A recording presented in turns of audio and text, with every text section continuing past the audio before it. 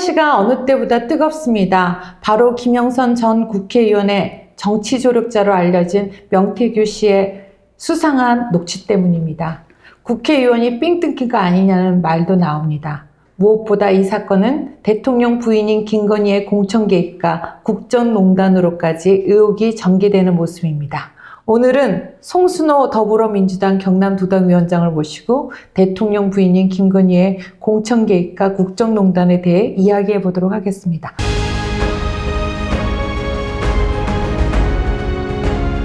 안녕하세요. 예, 안녕하세요. 반갑습니다. 예, 도당위원장으로 이렇게 만나다니 더 반갑습니다. 그렇죠. 예. 한 개는 더 상승했는데요. 네. 최고위원으로. 최고위원으로. 와. 우리 첫 번째 손님이었잖아. 예, 위원 중에 최고위원. 4개월 만에 엄청 많이 올랐네? 그렇죠. 그런데 우리 지역이 진짜 이렇게 좋은 걸로가 아니라 어느 때보다 뜨겁습니다. 창원에서 정치한 지 오래됐는데 명태균 씨에 대해서 들어본 적 있어요? 명태균 씨요? 네. 저는 개인적으로 들어본 적은 없는데 이번에 이제 언론에서 나고 온갖 유튜브나 방송에서 막 유명해졌잖아요. 네. 그래서 창원 지역을 달구기도 하고 우리 경남 지역을 아주 유명시로 만들어 놨어요. 그래서 그 보도되고 나서 저도 한번 쭉 찾아봤는데 뭐 지역에서 사실은 뭐 널리 알려진 건 아닌데 정치인들 사이에서는 조금씩 조력을 받고 도움을 받았다. 이런 것들 때문에 조금 이제 뭐 내밀하게 이제 명태균 씨에 대해서는 알고는 있었지만 대중적으로 알려진 인물은 아니었어요. 왜냐하면 저는 몰랐으니까. 그러니까 왜 안 왔대? 아니, 그래서 나도 기분 나쁜 게. 저도 선거를 7번 나갔잖아요, 7번. 그렇지. 근데 저한테 한 번도 접근을 안 하더라고. 그래, 명태균 씨가 보니까 접근하는 사람이 보니까 우리 지역을 잘 모르는 사람. 그러니까 서울에서 이제 정치를 하다가 정치적 퇴물이 되면 우리 경남에 와서 자리를 차지하는 일들이 비일비재하게 일어났거든요. 그게 홍준표, 그 다음에 이제 안상수 전 창원시장, 이런 분들이. 근데 지역 사정을 잘 모르는 사람들이 지역에서 정치를 할 때 그분들에게 접근을 해서 첫 번째. 왜냐하면 지역 사정을 잘 모르니까 자기들이 많은 데이터를 가지고 접근을 하면 혹하게 되죠. 이런 사람에게 접근을 하거나 아니면 좀 정치를 오랫동안 하면서 많이 출마를 했는지 좀 떨어진 사람들 있잖아요. 이제 굉장히 당선되고 싶은 욕망이 높은 사람, 그런 여야를 가리지 않고.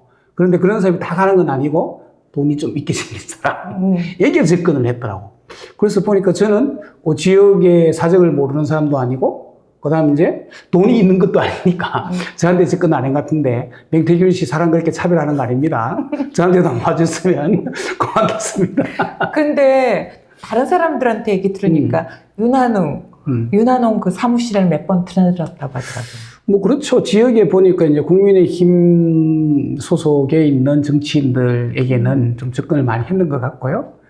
그게 뭐 보니까 이제 최근에 그 언론 보도 보니까 뭐 박한수 지금 현 도지사 그다음에 대부분의 지역에서 정치하는 사람들은 그 명태균 씨가 운영하는 그 좋은 날이라든지 그다음 미래한국연구소인가요? 뭐. 창원대에다가 막 1억 원 그거 했다고. 그거는 이제 이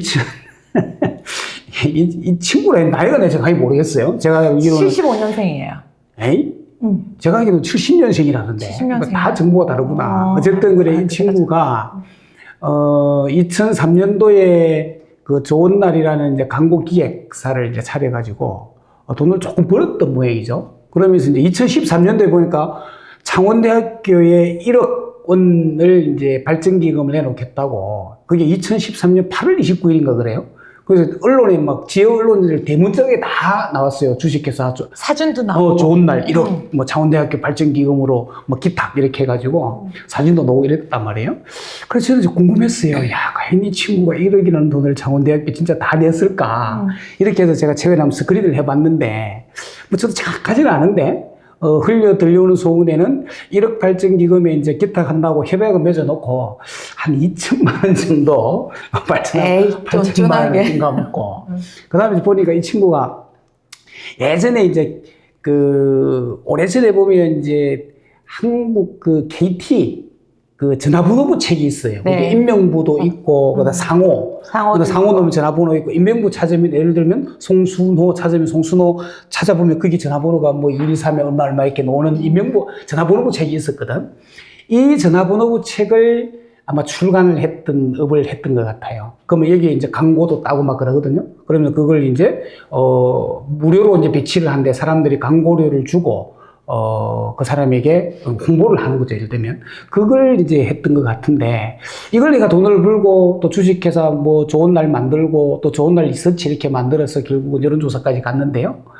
2015년도인가 그때 이제 창원대학교 총동문회에 이렇게 접근을 한 것 같아요. 누가 속해 주는지 모르지만, 창원대학교 총동창회 그 명부를 자기가 좀 만들었으면 좋겠다. 그렇게 하면서 이게 다 출간이 끝나고 나면 5천만 원을 기부를 할게. 이게 창원대학교 총동창회 발전기금으로. 그렇게 하면서 계약서를 쓰면서 아마 500만 원은 아마 선입금을 한 것 같아요. 그럼 나머지 4,500만 원이 남아있잖아요. 이거는 출간이 끝나면 주겠다. 이렇게 약속을 한 것 같아. 근데 출간이 끝나고 나서도 안 들어오거든? 근데 왜냐하면 멤버를 만들면 동창회에게 막 주소가 책을 보내요. 보내서 동문회 그 주소로 갔죠? 그거 8만 원인데요. 이쪽 그 계좌로 돈 붙여주세요. 이렇게 하니까 대부분 순진한 동문들은 대부분 돈을 좀 붙여준 것 같아. 그런데 이제 그게 아니고 어느 날 아무 자기한테 뭐 사전에 약속도 없는데 책이 와가지고 돈을 내놓으라고 전화하니까 이게 학교하고 총동문회에 항의 전화가 많이 간 걸로 저는 알아요. 그래서 아니 갑자기 느닷없이 책을 보내고 돈 내놔라 이게 무슨 말이냐.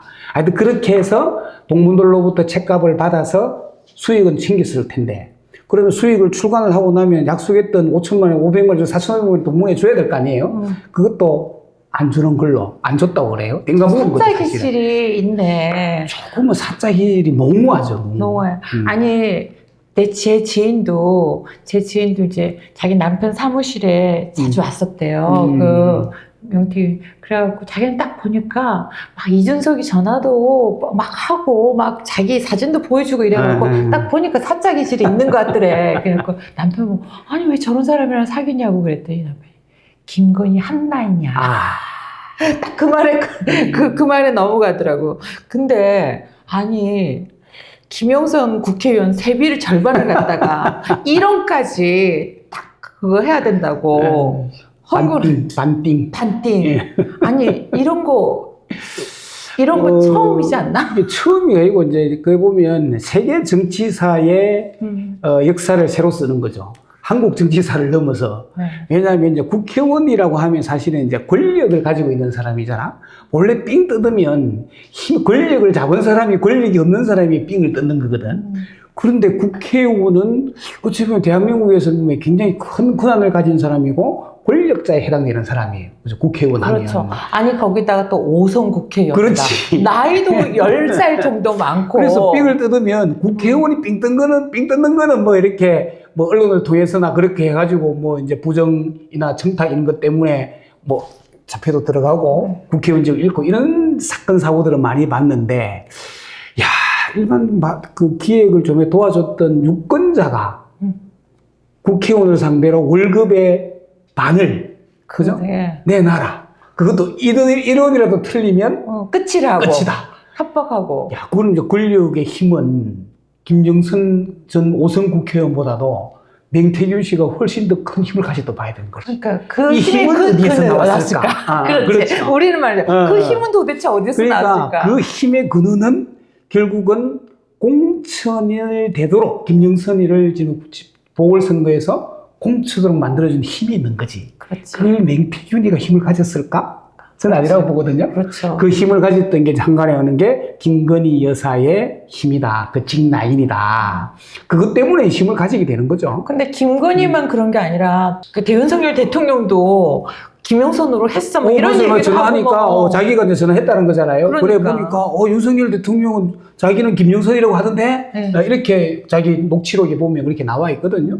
그 말은 사실은 김건희 여사만 개입한 게 아니라 윤석열 대통령도 이 공천에는 개입이 되었다고 보는 거죠. 얼마 전까지만 해도 그 의료 대란 때문에 네. 막 했을 때 윤석열 대통령이 했던 말이 나는 여론조사에 신경 쓰지 않는다. 끝날 때까지 끝난 것이 아니다. 그렇지. 나는 전광판을 끝나서야 본다. 막 이런 말 하면서 의연하는 것 같은데 막 자기는 막 내내 그 여론조사 기간에 압도적인 격차로 자기한테 유리하게 오니까 좋았던가 그게 보지. 본래 그치? 막 겁나고 무서우면 안 무섭다고 헛소리 치거든.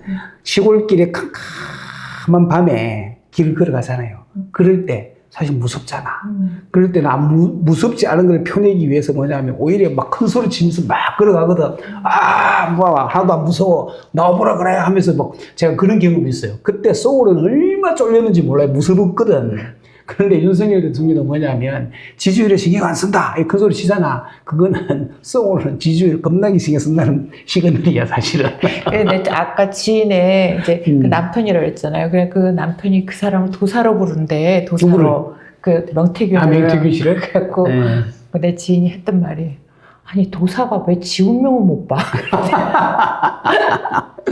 그런데 근데 제가 이 명태균을 보면 김건희 여사도 좀 솔직히 그 윤석열보다 좀 센 캐릭터잖아. 그렇죠. 근데 명태균도 요즘에 솔직히 까덕까덕 녹취록에서 새로운 사실들이 폭로되면서 내가 대통령 만들었는데 내가 대통령 이거 못 무너뜨릴까? 내가 무너뜨렸어. 내가 만든 정권인데 내가 끝내는 거 아니야? 뭐 대수라고? 그럼 뭐 이렇게 대수라고 표현하더라고. 아주 뭐 배짱이 있더라고요.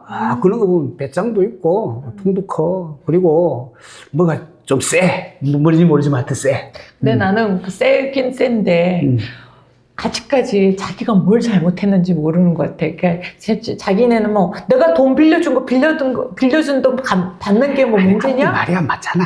근데 그건 정치자금법 위반으로 걸리지 않나? 정치자금 위반이죠. 그거는 뭐냐면 공개적으로 이제 정치자금 후원 계좌를 통해서 처리돼야 되는데 그게 아니고 사적으로 주고받는 거는 정치자금법 위반이고. 근데 앞뒤가 안 맞는 게 뭐냐면 자기가 빌려준 돈이 6천만 원이라 했거든. 그래서 6천만 원, 6,300만 원 이랬단 말이야.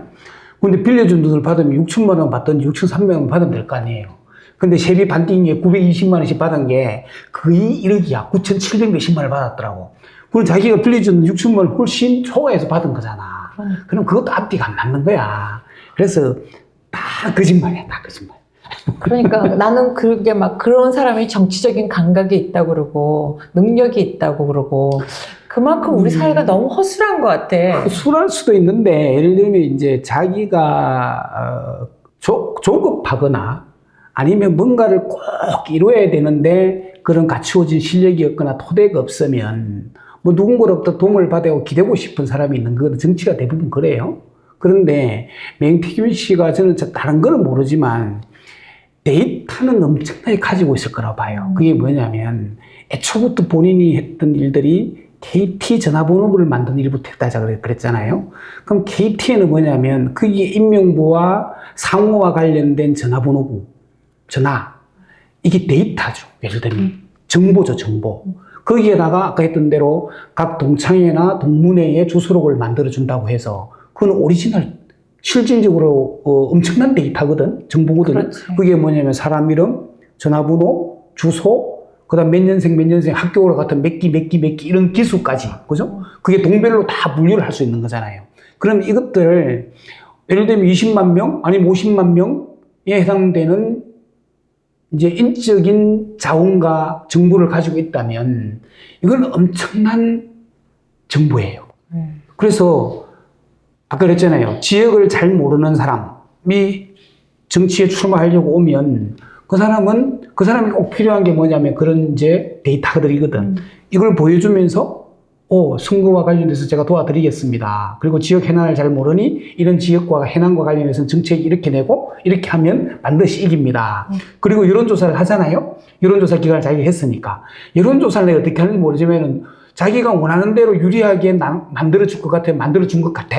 그게 예를 들면, 김영선 전 의원도 그랬고, 그게 도지사 후보로, 진해구에 놓을 때도 그랬고, 의창구에 놓을 때도 여론조사 김영선이 압도적으로 높게 만들었던 부분들이 있는 거거든. 그게 윤석열 대통령 후보에도 그런 게 나왔었고, 그죠? 처음으로 PNR에서 뭐 2배 이상 이재명 대표보다 높게 나오는 여론조사 처음으로 만들어내고 그랬잖아요. 그래서 그런 능력이 어디 있는 것 같아. 그래서 그런 능력이 어디서 나올까 생각해 보면 본인이 수십 년 동안 축적해 왔던 그런 데이터를 이용해서 여론조사에 전화를 가게끔 만드는 게 그 점에는 보수 성향이 짙은 인물들에게 전화를 가게끔 설계를 할 수 있는 능력을 가지고 있는 거 아닐까? 그러니까 그 바로 여론조사를 기반으로 해갖고 대통령 윤석열하고 김건희 부부의 한심을 산 거잖아요. 그렇죠, 그렇죠. 한심을. 근데 이거에서 이제 자꾸 솔직히 녹취가 나오면서 자꾸만 다른 범죄도 나오는 게 그 윤석열한테 그냥 자기가 무료로 막 그 여론조사를 해줬다고 그랬잖아요. 그게 뭐 근데 3억 7천인가 얼마고. 그래, 그런 거 무료로 해주는 그거 뇌물죄 아니야? 원래는 무료로 해주면 안 되죠. 그것도 어찌 보면 이제 대가를 바라고 이렇게 했다면 뇌물죄에 해당되는 거죠. 뇌물죄에 해당되는 거죠. 근데 나는 진짜 제일 그거 한 게 의창구를 이렇게 지역구로 뒀잖아요. 요번에 이제 우리 김지수 의원 될 줄 알았는데 막 기대가 높았다가 그랬었는데 그 의창구였다. 그때 김지수 후보도 네. 맹태균이한테 맡겼으면 됐을 수도 있었을 거야. 근데 안 맡겼어. 아마 접촉은 된 걸로 알고 있거든. 아니, 그러니까 근데 그 김영선 의원이 근데 난 수족 건물 떴잖아. 수족 문제보다도 더 기분 나쁜 거는 제가 소문 듣기는 김지수 후보 측에도 아마 컨택을 한 걸로 알고 있어. 아, 그랬어요? 그럼 컨택을 했으면 당선될 가능성이 있는데 기분 나쁜 거는 왜 내한테는 안 오나 이런 말이야. 더 가능성이 없었던 거지. 마산 해온 그거 도대체 어떻게 그래? 20년을 하고. 돈이 없던 걸로 보였었던 것 같아. 네. 민태균 씨가 모르는 게 있는데 저도 주머니에 숨겨놓은 돈이 좀 있습니다. 그다음 이제 김영선 씨가 사실은 공천을 받을지 안 받을지 이제 확신이 없으니까 그때 이제 후쿠시마 오염수 막 터졌을 때 그거와 관련해서 충성을 다하겠습니다. 해가 뿌리는 게 가행 충성. 가인 조성해가지고 수족관에 그 물고기들이 똥사단물을 먹은 거잖아. 네. 그걸 7번인가 먹었다 그래. 아, 그래, 정말 짠. 너무 부끄러워. 왜 창원은 다른 걸로 일어난 게 아니라 김민아 때문에 그렇죠.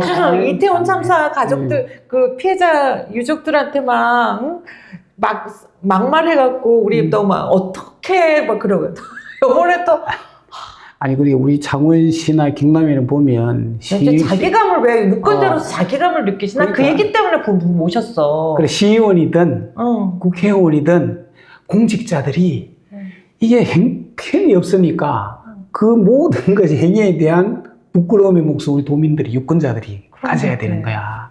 그래서 이게 사실 심각한 문제거든요. 난 정말 심각해. 아니 그런 그것 때문에 뭐 모셨어. 다른데 뭐 명태균이 얘기 내내 하는데 우리까지 할 필요 없다고 생각하는데 우리는 그런 김영선이 그런 부끄러운 일을 했으면 그 지역구는 안 돼야 되잖아. 그 유권자들이 사실은 좀 이 반성을 해야 하면 좀 너무 과한 말인가? 난 반성해야 된다. 나는 반성해야 된다. 반성해야 되고 그렇게 부끄러운 행위를 하고 국회의원 세비를 삥 뜯기는 반을 삥 뜯기는 이런 정당에 있는 후보를 지속적으로 뽑아주니 그런 일이 또 벌어지는 거잖아요.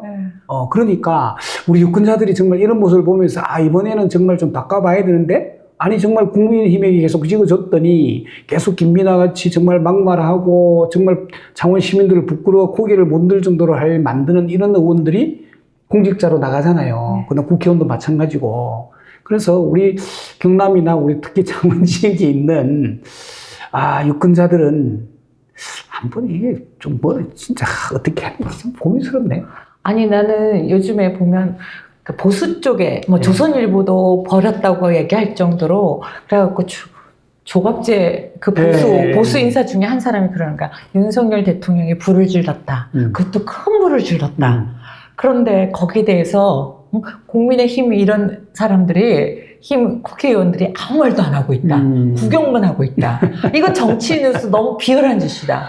그러면서 국민의힘은 해체되어야 된다고 그 사람만 주장하더라고. 조갑재 씨가? 아니, 조갑재만 그런 게 아니라 정규재도 그래요. 정규재는 완전 들어왔었던데? 완전 윤석열 물러나야 해체해야 된다고? 부끄러워서 못 살겠다고? 부끄러워서 못 살겠다고 그러면서 지금 거기는 성령이 떠난 정당이다. 국민의힘 보고 성령이 떠난 정당이다. 거기에는 지금 영이 있을 때는 영이 없다는 거야. 그래서 영이 있을 때는 공천 받을 때만 영이 쓴대. 그래서 사람들이 투표를 하고 있는 것은 지금 시체에다가 계속 투표를 하는 거야. 근데 솔직히 우리 이웃들 보면 얼마나 이 문제 말고는 보면 영리하기도 하고 똑똑하기도 그렇죠. 하고 처세술도 좋잖아요. 또 선량하기도 한 사람들 많아. 근데 왜 이 문제만 이럴 것인가가 나는 더불어민주당 경남도당위원장한테 꼭 묻고 싶었어. 언제까지 질 거야? 그러니까 우리 경남도민들도 마찬가지고 네. 제가 뭐 창원시에 있으니까 우리 창원 시민들을 보면 자식들 공부시키는 문제라든지 먹고 사는 문제라든지 그다음 뭐 여러 가지 이제 어떤 집을 뭐 예를 들면 이제 부동산 투자를 하는지는 모르겠지만 어쨌든 부동산 문제, 주식 문제 여러 가지 문제와 관련해서는 굉장히 현명하게 선택하시는 것 같아요. 현명하지. 네, 정말 합리적으로 본인에게 이익이 되는 방향으로 다 선택을 하시는 것 같아. 그런데 정치만은 유독 본인의 이득에는 이익과는 반하게 선택을 하는 것 같아요. 진짜 그 문제 그래서 심각하다. 난 그 현명해져야 보는 건데 그게 왜 그럴까? 그게 물론 이제 뭐 지역주의의 병폐 또 뭐 여러 가지 이제 예전에 91년도에 김영삼 이제 전 대통령이 3당 합당하면서 우리 이제 특히 이제 부산 경남 지역이 사실은 김영삼 따라 줄을 팍 서면서 이렇게 가버렸잖아요. 네. 그러면서 지역이 보수화되고 그 다음에 이제 보수화된 건 맞죠, 사실은. 그것에 대한 영향이 아직까지도 남아있었을 거라 보는 건데, 근데 그 세월이 얼마야, 사실은. 그러면 이제는 바뀔 때 됐다 보는 건데, 아직까지 안 바뀌고 있어서. 나는 저도, 그 문제 중에서도 한 가지인 게, 나도 이제 어머님이 장기 요양, 만약에 요양보호사가 오시니까, 우리 자식들이 좀 덜 걱정을 하거든요. 그렇죠. 이런 모든 복지에 관한 것들은 실제 민주당이 하는 민주당이 다 일이잖아요. 했죠. 뭐, 김대중 대통령, 노무현 대통령, 때 이래갖고 많이 이 했거든요. 복지 이런 부분들을 다 했잖아요. 심지어는 지금 노인 일자리 같은 경우도 윤석열이 지금 다 없애고 있잖아. 많은 부분에서 우리 이익을 갖다가, 그러니까 자기의 이익이, 근데도 사람들은 감정적으로는 그런 말도 한다? 그 지인들끼리서 다 알았대. 윤석열이나 김건희가 사적인 이익을 위해서 하는 사람인 걸 알았지만 그것보다 더 이재명이 미워서 그랬다는 거예요. 그러니까 얼마나 이거 딱 바꿔 생각하면 얼마나 악마에 있는 것이 악마화 시켰죠. 시키고 그게 너무 사람들한테 파고들었는데 실제로 이것보다 더 했어? 그렇게 얘기를 들어보면 이제 요즘에 할 말을 이제 좀 샤이 국민의힘 중에서도 요즘에 샤이해진다고 하더라고요. 이게 이제 언론이 사실은 그렇게 맞는 지점이 있고요. 뭐 그대 메이저 신문들 조중동 또 TV에 뭐 TV조선, 동아, MBN 모든 채널들이 사실은 굉장히 편향적이잖아요. 그래서 특히 이재명 대표와 관련돼서 죽이기에 정권이 죽이기에 나서니까 언론이 그게 동조하고 검찰은 계속해서 몽둥이로 내리치고 있고 몽둥이로 내리치는 것들을 언론은 그대로 받아서 보여주니까 이재명이라는 사람에 대한 예를 들면 악마화를 시켜서 이재명 대표가 너무 좀 선량한 진짜 선량하고 능력이 있거든요. 네, 최고위원으로 만든 것 같대. 굉장히 인간적이고 마음도 한편으로 마음이 여리기까지 한 사람이에요, 사실은. 그런 사람을 정말 악마화 시켜놔버렸단 말이에요. 그러니까 이게 집단적인 무의식 쪽에 그게 아마 잠재의식으로 사람을 그냥 주입을 시켜놓은 상황이라서 그걸 극복하기가 굉장히 힘든 것 같아요. 그래서 경남 지역이 특히 영남 지역 이런 데는 그것을 극복해나는 뭔가의 방법을 써야 되고 그래서 민주당이 해결해야 되죠. 방법이 있습니까? 그렇지. 민주당이 이제 도민들의 유권자들의 가슴을 확 휘어잡을 수 있고 감동을 줄 수 있는 이런 이제 정치를 펼쳐야 되죠. 그러기 위해서는 정말 도민들이 가려워하고 아파하고 필요한 것이 무엇인가에 대해서 정확하게 분석하고 통찰해내서 그와 관련된 비전과 정책을 제시하는 것. 이것이 나는 민주당이 일정도 해야 될 첫 번째 일이라고 봐요. 물론 이제 비전을 잘 제시한다고 해서 그러면 마음을 줄 거냐?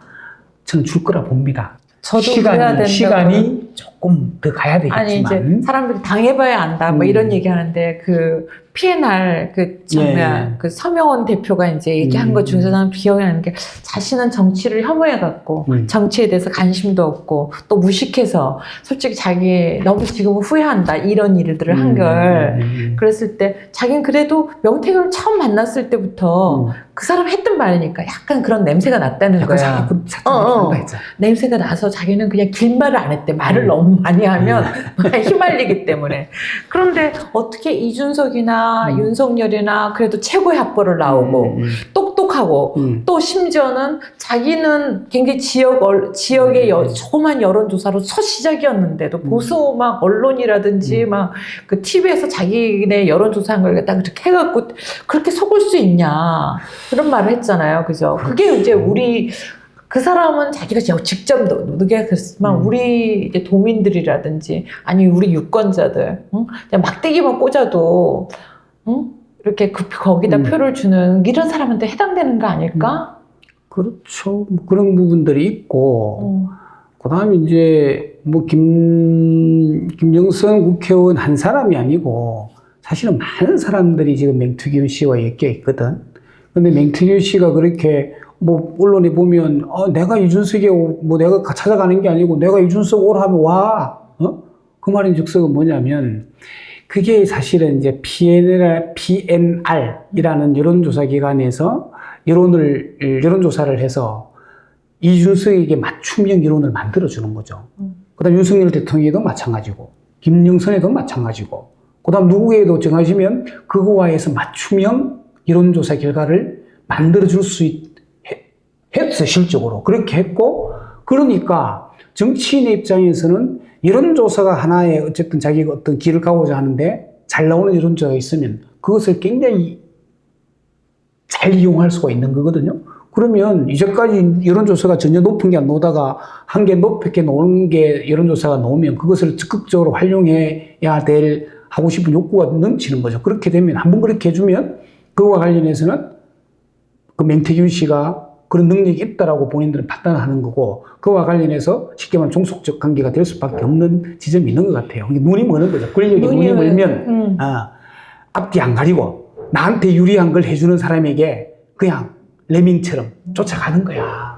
진짜 안타깝다, 안타까워. 아니, 그게 우리의 이익과도 관련돼 있으니까. 실제로는 지금 그 서울 중앙 정치가 막 그렇게 보수화되고 터무니없는 뭐 뉴라이트라든지 이런 게 돼가고 역사도 퇴행하고 민주주의도 다 퇴행하고 심지어 뭐 우리 지역 같은 경우 역사를 지우기 시작하잖아요. 그렇죠. 뭐 국가축제에도 가고파 이름을 붙여갖고 이은상을 갖다 부활시키고 또다시 또 이은상을 부활시키는 것 자체가 문제가 아니라 이은상이 이승만을 갖다가 그 독재 부역했었기 그렇죠. 때문에 이승만까지도 또 면죄부를 주는 거고 또 부마항쟁 그 도로도 또 상원씨가 제기했다가 또 무산시키고 심지어는 또 뭐 창원 민주주의 전당 갖고 자유민주주의 전당을 막 하겠다고 다행히 자유가 빠지긴 했지만. 다행히 빠졌지만 저는 근데 꼭 다시 이제 이 역사를 우리 지역의 자산을 갖다가 다 무너뜨리고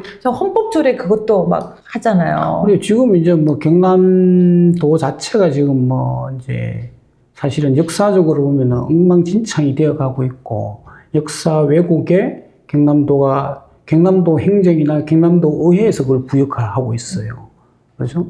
그런 부분들. 그 다음 최근에는 또 마을 공동체 뭐 이런 조례도 없앤다고 하고 지금 물론 작품들하고 이제 막 반대를 하고 싸우고 있긴 한데 역사 왜곡, 역사 부정, 대한민국이 가진 정체성 자체를 왜곡시키거나 부정하려고 하는 움직임이 너무 심하게 지금 작동되고 있어요. 그게 이제 중앙정부부터 해서 그게 뉴라이트 인사들을 각 이제 역사기관장에다가 임명을 하고 뭐 모든 걸 수정하게 되니까 이게 이제 지역에서도 그걸 윤석열 정부가 하고 있는 행위에 발을 맞추려고 하는 건지 일부러 자기들도 뭐 알아서 기는 건지 모르겠지만 이런 현상들이 지금 우리 지역에서도 너무 많이 일어나거든요. 그렇죠. 특히 요즘에 뭐 대구에도 뭐 대구역 앞에가 박정희 광장이 되고 이런다고 하지만 우리 지역 같은 경우 특히 특히나 우리가 역사적 자산이 많았던 그 그렇죠. 자산들을 다 이렇게 하고 있구나.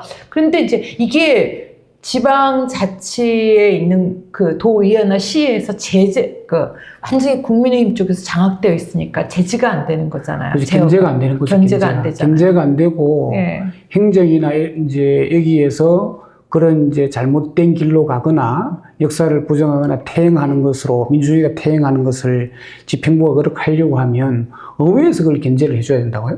그런데 이놈의 것들은 어찌 되는 건지 의회가 더 하네. 그러니까요. 네? 그래서 의회를 다수당이 지금은 국민의 힘이잖아요. 도의회도 마찬가지고 기초의회도 마찬가지고. 그러니까 의회 의원들이 더 하고 있으니까 도대체 의원들이 해야 될 기본적인 책무와 역할이 뭔지를 망각하고 있어요. 그래서 이거와 관련해서는 우리 도민들이 심각하게 이 점을 바라봐야 되고, 어쨌든 다음 선거가 오면 심판한다. 너희들 한 명도 안 찍어줘. 이렇게 우리 도민들이 나는 선언해야 될 지점이 아닌가 싶어요. 그런데 솔직히 이제 도민들이 보면 지역의 문제들에 대해서 좀 무관심하잖아요. 무관심하죠. 예. 막 중앙의 정치들은 막 계속 언론에서 이렇게 붐업을 시키니까 관심을 가지만 지방이라고 하는 곳은 이런 일이 있었던 것조차도 잘 모를 때가 있고 그렇죠. 그것의 심각성이 얼마나 큰지도 모를 거라고. 우리나라가 이제 좀 심각한 중에 하나가 이제 뭐 수도권으로 일극화되는 문제, 이렇게 지방 소멸, 또 이제 굉장히 큰 문제지만 행정적으로나 정치적으로 보면 자치와 분권이 제대로 안 된 지점이 있어서 그것도 이제 중앙 집중이죠. 행정적으로도 정치적으로도 중앙 집중이죠. 그죠? 모든 경제가 뭐 인구뿐만이 아니라 모든 것이 이제 수도권 일극화, 지역들은 그냥 수도권에 뭐 떠받쳐주는, 내는 뭐 복무하는 이런 것으로밖에 비춰지지 않고 역할이 그렇게 생각을 해버리니까. 그래서 자치와 분권이 실종되다 보니까 지역 의제들이 사실은 상실이 됐어요. 예. 모든 지역 언론도, 지역 언론이 만그런 언론도 있긴 한데 모든 이슈들이 중앙 이슈에 메모리 되거나 그쪽으로 다 블랙홀처럼 끌려 들어간단 말이에요. 그러니까 지역에 일어나는 여러 가지 이슈 문제와 관련해서는 조금은 지역 주민들이 무관심하게 되는 거죠. 그런데 이것을 무관심하도록 만드는 것이 저는 도의회나 또 시의회, 광역의회든 기초의회든 뭐냐면 지역 의제들을 잘 발굴해서 이것을 공론화시키고 토론시키고 해야 될 책임과 역할들이 의회에 있는 거거든. 왜냐하면 그네들이 주민의 대표자들이잖아요. 네. 주민의 대표자들은 주민들이 가지고 있는 여러 가지 삶의 어려움이든 문제든 간에 이런 것들이 있으면 이것을 공론화시켜서 주민들의 의견을 수렴해서 정책도 만들고 사업도 이런 것을 하자라고 제안도 하고 또 집행부가 잘못하면 감시와 견제도 하고 이렇게 해야 지역 의제들이 살아나는 거거든. 그래야 주민들이 지역에 관심을 가질 거 아닙니까? 근데 전혀 관심을 가지는 구조가 아니라서 이거와 관련은 이거 지금 하고 있는 논의는 별개로 정말 자치분권 문제와 관련해서 조금은 이제 법을 좀 바꾸어서라도 조금 이렇게 좀 안착되도록 해야 될 필요성이 있다고 생각해요. 저는 이 문제와 그 지금 국정농단의 문제하고 연결된다고 생각을 합니다. 국정농단이 되고 있는 사회 속에서 가장 어쩌면 더 고인물이기 때문에 우리 지역의 문제가 더 심각할 수 있다고 생각하기 그렇죠. 때문에 그래서 제가 워낙 이제 마지막 질문이 이런 보수 지형을 무너뜨리기 위해서 무엇을 어떻게 할 것인가 민주당 경남부동위원회 입장에서 한 말씀 해주세요. 이렇게 하려고 했는데 얘기하는 중에서 많은 얘기를 했습니다. 아니 그렇죠? 이제 그런 거 필요합니다. 이제 정당이라는 것은 국민의 이익을 위해서 책임 있는 정치적 주장을 하고 또 책임 있게 정책을 추진해야 돼요. 그게 큰 역할 중에 하나고 또 하나는 공직자를 이제 추천하거나 이제 공천을 하는 거죠. 공천을 통해서 이제 국민들의 그런 이제 의사를 형성해 가는 목적이 이제 있는 거거든요. 그게 이제 정당이 해야 될 큰 가지로 보면 두 가지 일인데, 그러면 책임 있는 정치적 주장과 정책을 어떻게 추진할 거냐에 대한 문제가 있는 거죠. 그럼 지금 있는 현재 상황에서 책임 있는 정치적 주장이란 지금 있는 경남도로 따지면 경남도민들이 지금 그럼 무엇을 가장 시급하게 생각할까? 아니면 원할까? 그것이 정치나 또 뭐 사회, 경제, 문화, 뭐 복지 여러 분야가 다를 수는 있겠죠. 그러나 정치적 분야에서 그러면 경남도민들은 과연 현재의 가장 원하고 바라는 것은 무엇일까? 윤석열을 하루라도 빨리 끌어내리는 것을 맞습니다. 원하고 있지 않을까? 맞습니다. 이게 판단이 서면 네. 더불어민주당 경남도당의 책임 있는 정치적 주장이라는 것은 윤석열을 퇴진시키자라는 구호를 전면에 내걸어야 될 지점이 있는 거예요. 근데 그게 아직까지 정확한 데이터나 아직까지 그런 정치의식 조사나 또 우리 민주당이 나서서 그런 토론회를 아직 해본 적이 없어.